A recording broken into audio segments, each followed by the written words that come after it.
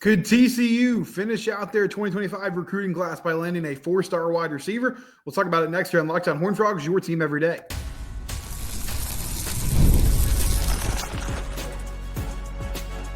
You are Locked On Horned Frogs, your daily podcast on the TCU Horned Frogs. Part of the Locked On Podcast Network, your team every day. That's right, Locked On Horned Frogs, your team every day. I'm your host, Steven Simcox. Subscribe to the YouTube channel. You can also find us on your favorite podcast platform. 2025 recruiting class has been pretty quiet over the last few months. TCU did a lot of work over the summer, but this week we've had some news. First off, we got a commitment from Gil Jackson, who flipped from Texas Tech. He's a corner from Missouri City. And then from the decommitment side, Chance Abels, wide receiver in the DFW area at Plano East, he decommitted and committed to Arizona State. And some news came down on social media last night. No commitment yet, but Terry Shelton, wide receiver at Rancho High School in Carrollton area, he put out a set of pictures and a video that says hometown hero, hashtag go frogs, hashtag official visit. And it's the, pretty typical, like, go on a visit, put on the uniform, take some photos, do some videos, that type of thing. Why this is of note. Terry Shelton is a very highly rated wide receiver in the DFW area. He is a 4-star according to 247 Sports. This past season as a junior, he had 32 receptions for 629 yards and 8 touchdowns. I saw he posted a highlight film, his midseason highlight for his senior year, where he already had over 600 yards as a senior, midway through the season. And he's got great size, 6'4", 200 pounds. You turn on the tape, and he just immediately looks like your prototypical outside wide receiver. He's playing at the 4A level, so, he's honestly towering over a lot of these corners. But at 6'4", a dude that also plays basketball at a high level, it sounds a lot like some of the great wideouts that have been here in the past decade, like a Josh Doxson, like a Quentin Johnston, just from that frame, build, size standpoint. It appears that he's got good speed as well. That tape that you turn on, the first thing you see, takes a kickoff return for a touchdown. One thing you notice, he's really hard to tackle. He also took a screen pass and broke about 5 or 6 tackles, got through the line, reverse field, took it to the house, had a number of those plays, and then had a number of plays that you would expect from a guy with that type of size and length of just, we're taking an inside step, getting an outside release, and then throw the ball up in the air and let me go get it. Let me use those basketball skills to jump up and high point the football, and seemed very adept at being able to land on his feet and make moves, in the open field after doing that to go score. So this would be big news. As I said, it's been pretty quiet on the 2025 front for a while. They added Adam Schobel after Ty Hawkins decommitted at quarterback. But other than that, and the Gil Jackson commit, haven't heard a lot. They've already got, let's see how many commits they have as of now, 24. And they're ranked 24th in the country according to 247 Sports. But this would be a big add about a month from signing day. And it would make a ton of sense. Just reading the tea leaves. So Terry Shelton decommitted from Arizona recently. Chance Abels commits to Arizona State. Terry visits TCU. Without having intel, it seems like you connect the dots. They told one wide receiver to move on. Another guy becomes available. Suddenly he's on campus. Not a done deal, but I would feel pretty good about where they're at the moment with Terry Shelton and just trying to get him to stay around the area, stay home, and make it happen. The scouting report on 247 Sports, Shelton is a special talent with some unique traits. He's athletic, is 6'4", 200 pounds, is elite in the air and has the speed to run away from the secondary. Looking at his frame and playing style, he's already drawing some comparisons to Terriota McMillan. He's not as refined as McMillan, but he's also a talented multi-sport athlete and is a very talented basketball player and plays above the rim. He's still developing his all-around game in terms of route running and overall polish, but he has a ton of upside and it's exciting to envision where his game will be in a few years when he's able to focus solely on football. So that was an Arizona writer that was writing that, comparing him to a current Arizona wide receiver who's had a ton of success. And you see on the I don't know if his route running is not refined enough. It appears that where he's at right now and just the physicality that he has and his ability to go make plays, they might not be asking him to run the whole route tree, right? Like, it's a lot of, hey, if there's man coverage out there, get open, use that size and that ability to go up and catch the ball and make defenders pay. And it would make sense that would be something that he could do and that he could do pretty well. But I don't know if that means that he couldn't pick up quickly on what they're asking him to do. And I said earlier this week, TCU is known for – I'm not really worried about this coaching staff getting production at the receiver position because they've done it since the moment they got here. I will say this, though. They haven't really had a ton of success so far with guys that they've recruited from the high school ranks. It's been either players they inherited like Savion Williams or players in the transfer portal. Jack Besh is having an outstanding season. They move Savion around the offense to make him thrive. Of course, he was a returning player. J.P. Richardson has been super productive since he came over on the portal. Eric McAllister is having a nice year after coming over from Boise State. But this particular recruiting class, if it holds together and if they add Shelton, you already have Ed Small, who is super productive receiver in the Austin area, put up crazy numbers at Anderson High, was really special in the 7-on-7 circuit this summer. And the whispers are that's a dude who can come in and contribute almost right away. But it feels like he projects more as a slot player. Somebody's going to do it on the inside, right? Kind of take the role of a J.P. Richardson. You also got Jordan Bailey there, Major Everhart potentially. But you could add Small to that mix as a guy who can be part of that depth. With Savion leaving, Eric McAllister will sort of step into that role. I would guess Jack Besh might be moving on too. So you're going to have a window and a need at outside wide receiver. I assume they're going to address that to a certain extent in the transfer portal. But adding a player like Terry Shelton, who just looks the part of being able to, line up on the outside and punish smaller defensive backs, that would be a big get, and especially this late in the process. It would be fantastic to add a player like that. So keep an eye on that, and we'll watch and see what they do with the rest of this 2025 class moving forward. But Terry Shelton decommitted from Arizona. Chance Abels decommitted from TCU. He ends up at Arizona State. Apparently there was a visit this week where Shelton was on campus, met the coaching staff. Seems like good things are happening. I don't know who else is in on this. I haven't heard if there's other schools that are trying to make a move. You always worry about somebody coming in at the last minute and saying, you know what, we're going to make this guy a priority and give some kind of huge offer. But it feels like TCU has a very good shot to land a talented wide receiver from the DFW area right before the early signing day, which would be a big get for Sonny Dykes staff. Doing a nice job here using the bye week to their advantage on the recruiting front on what's been a pretty quiet fall so far, at least in that area. When we come back, I sort of proposed this question yesterday, and we'll tackle it more in depth today. What does success look like for TCU in 2025? How are they going to get better? Is it just as simple as the record itself and what they're doing, or is it more about identity, cleaning up things that have plagued this team over the past few seasons?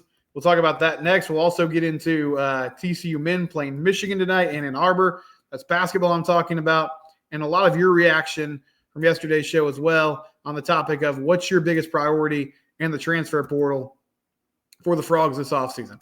That's all coming up next here on Locked On Horned Frogs. It's your team. We do it here every day. All right, happy Friday, everybody. Let's get a mention of one of our great sponsors.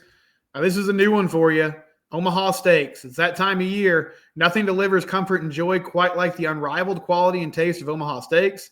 This year, skip the holiday hustle and bustle and save 50% off gourmet gifts site-wide at omahasteaks.com.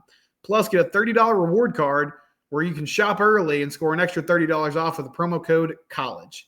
With 5 generations of experience, they consistently deliver the world's best steak experience, and the gifting experts at Omaha Steaks have made it easy to deliver the perfect gift with thoughtfully curated gift packages starting at $89.99. From legendary steaks to mouthwatering desserts and more, save 50% off site-wide at omahasteaks.com. Plus, our listeners get an extra $30 off with the promo code COLLEGE and a $30 reward when you shop early. That's 50% off at omahasteaks.com and an extra $30 off with promo code COLLEGE. Minimum purchases might apply. Holidays are coming up. You got to get those gifts. It'll be here before you know it. We're near Thanksgiving. Christmas is on the way. Make it easy. OmahaSteaks.com. 50% off site-wide right now. And use that promo code COLLEGE for an extra $30 off.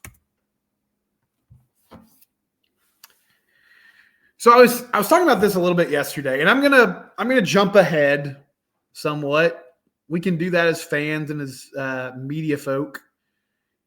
They got to win the last two games first. But let's say TCU finishes 7-5 or 8-4, which means at least they split one of the last two games.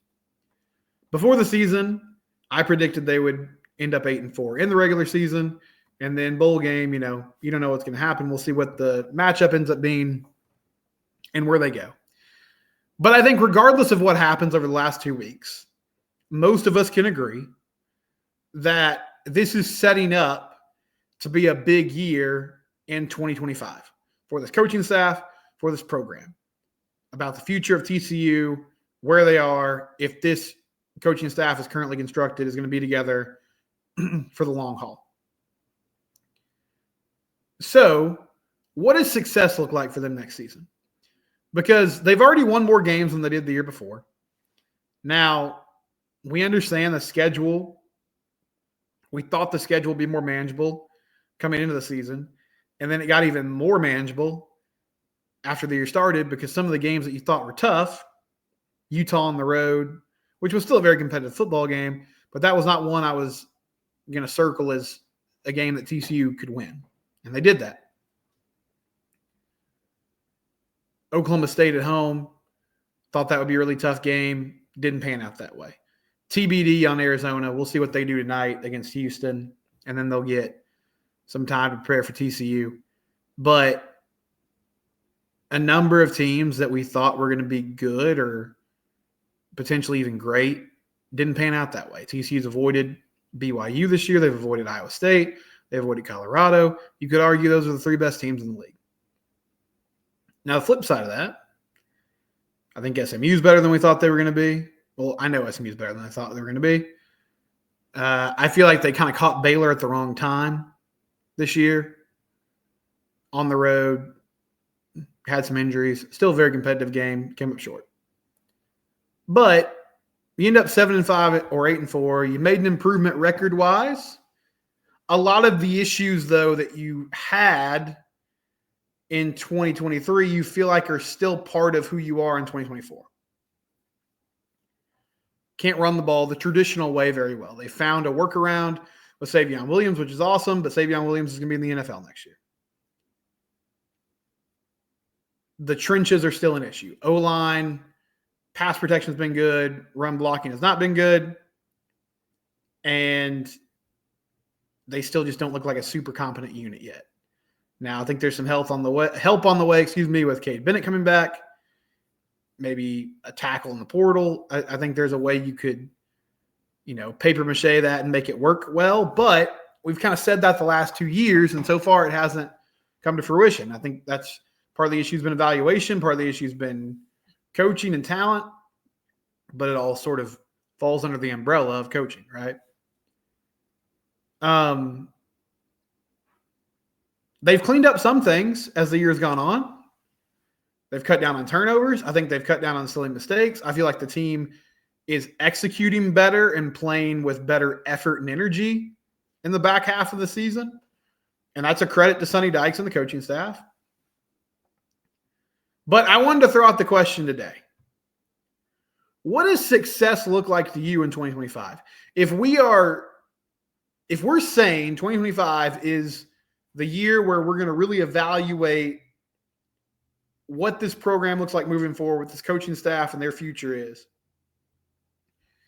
it making the Big 12 championship game? Is it winning 10 games? I know it's somewhat impossible to say without seeing the schedule and getting a feel for what they're going to do in the offseason, but I just mean as of now, those of you that are tired or skeptical or not sold on the Sonny Dykes experiment and how he runs a team, what is it that you want to see improve that would make you say, you know what? I'm willing to see this through. I know some of you are like, I'm done. Like, I think my guy Vince Pryor, who watches all the time and listens, feel like he's out. But for those of you that still can see a world where this works and you're seeing some positive signs right now, what are the things that you want to see happen? Is it about wins or losses, or is it just about developing the team? And you would think if that happens, the wins will come with it. For me, more than anything, I think it's about, can you get tougher, more physical, and better on both sides of the line? If you have an offensive line that allows you to run the ball next year, then I think with Josh Hoover coming back, and I feel like you'll have a drop-off at wide receiver, but it's not going to be drastic. This offense could be really salty. And then defensively in year 2, under Andy Avalos, are they playing faster? Are they playing more physical? Are they playing with bad intentions? Because we've seen that at times this year, but it just hasn't been consistent. So those are the things that would stand out to me. And then, yeah, I mean, as far as like goals and what you want to do, I feel like a good step forward would be the last game of the season, you're still playing for a Big 12 championship berth. And I know there's a world out there. I've seen people break down the scenarios. There's a world where a bunch of people could lose and TCU could win out and they could still make it to Darlington. They're not making it to Darlington.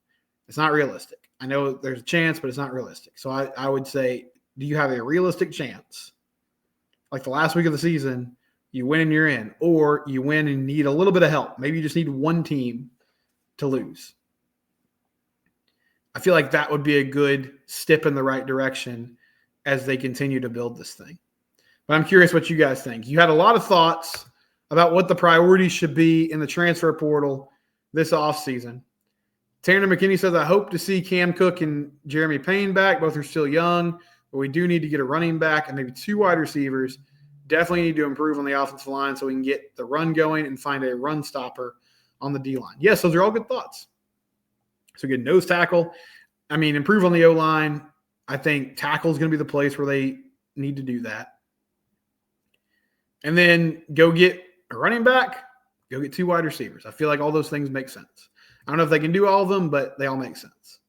Travis says yes to more love on the lines. In addition, continuing continuity of the staff as best as possible for next season, especially given the student athletes developed. He also mentioned women's soccer is hosting their first-round tourney match Friday night. Yes, they are. They're hosting Stephen F. Austin tonight. Eric Bell's squad fell in the Big 12 championship game in the tournament, but they won the Big 12 regular season. And seems like they're on a hot streak right now going into postseason play, so good luck to them. But, yeah, getting better on the lines. I think that's a consistent theme with everybody. It's just obvious that it has to happen. And continuity on the staff is a good point. I believe unless somebody goes and gets a head coaching job, you're going to have your head coach and 2 coordinators back. And that'll be the first time since Sonny took over that's happened. So that's going to be helpful, you would think. Zoom Play says O-line is the number 1 target in the portal. Yes, I agree with that. Frog Fan says, do you think TCU would go after a high-profile quarterback that could run and sling the ball? No, I don't. I didn't mean that. That came off kind of rude after I said it, but that wasn't my intention. No, I don't think they will. I mean, I think they believe in Josh Hoover, and I feel like if they were going to do that, they should have done it last offseason. I mean, I guess it's not out of the realm possibility, but I wouldn't bet on it at all. I think they believe in who he is and what he can do.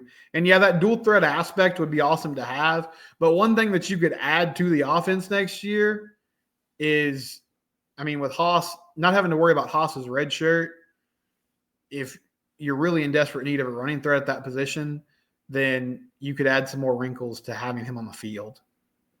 That would allow them to kind of manipulate the math in the run game by having a quarterback out there, but also keep Josh in his normal spot and in a rhythm moving forward. Matt Clark says run stoppers is number 1 for me. Nothing makes the Frogs more unwatchable than the opposition just being able to run at will. There really is nothing more soul-crushing as a football player or as a fan. When everybody in the building knows that the other team's going to run the ball and you just can't do anything about it. Happened against UCF, happened against Baylor this year. Second half of those games, it was no secret. They're coming downhill. And once Gus Malzahn figured that out, once Dave Aranda and Jake Spavital figured that out, that was it. They weren't going to stop. You have to have better players in that front seven for sure. Richard Berry says defense in the portal. Frogs will have a good offense. They need to get better on that side of the ball. Yeah, I mean, I'm there with you, man. You have to be better on the defense side of the ball, and that's one issue that Sonny's had through his whole career that he's just got to fix. Byron says Josh could transfer. I mean, I'm sure some school will throw big money his way. Maybe. I mean, I don't know what Josh's aspirations are personally. I would hope that he would kind of realize, like, man, this is a good situation for me, and the staff has believed in me. Like, they let Chandler Morris walk and kept me around. They didn't go get somebody else last offseason. But, yeah, you're right. I mean, money's the great equalizer, and if somebody throws a huge amount of cash at him, then maybe he leaves. I don't see that personally. And then Liam says, do you think we'll lose a lot of people to the portal? I don't think we'll lose a lot. I mean, there's a possibility you lose some. And they've lost some high-profile names, but they haven't really had a mass exodus. It seems like Sonny has done a good job keeping guys together. And it's all anecdotal, but I just think that the way they played the back half of the season makes me think the team still believes. They still believe in what they're doing and what they're being sold here. And so I don't see a scenario where there's like a huge exodus of players unless the coaching staff just looks at it in the offseason and says, we got to make wholesale changes. But I feel like with the way they're playing right now, that wouldn't happen. But we'll see what they do over the last couple weeks of the season. We'll wrap things up when we come back here on Locked on Horned Frogs, your team every day. Thank you to our friends at FanDuel, FanDuel.com or the FanDuel app. They make it easy for you. One $5 bet, you win that bet, you get $150 in bonus bets. Again, that's one $5 bet. Win that bet, get $150 in bonus bets. We appreciate our friends at FanDuel. Where the game starts, FanDuel.com or the FanDuel app. TCU basketball with their first big test of the season, playing Michigan in Ann Arbor, a road game. Wolverines are 1-1. I believe that game tips off at 5 o'clock, making sure I got that right. Yeah, 5 p.m. on Fox Sports 1. And they'll be fun. I mean, it'll be fun to see these transfers in an environment where another team can challenge them athletically. Michigan's big. They got a 7-footer. They got a 6'10" forward as well. So Ernest Uday, you got to stay on the floor, baby. I mean, you got to make sure you don't get any cheap fouls early in this game. David Punch, a lot would be asked of him as well. Maybe we see, Stewart get out there, the BYU transfer also. We'll see how Jamie plays it. But that'll be going on tonight. I'll have a reaction on Monday probably. I got high school football duties tonight, so I won't have like a live post-game show after that game. And obviously no live post-game show tomorrow because Frogs aren't playing. But we will have plenty of coverage of Arizona this upcoming week. It's crazy that we are 2 weeks away from the regular season ending. Like I can't believe that. I can because it's been kind of a grind, but I also can't at the same time. You guys understand. You know how time works. You know how perspective works. I appreciate you guys tuning into the show, though. Make sure you subscribe to the YouTube channel or your favorite podcast platform. It's Locked on Horned Frogs. It's your team every day. We're free and available wherever you get your podcast.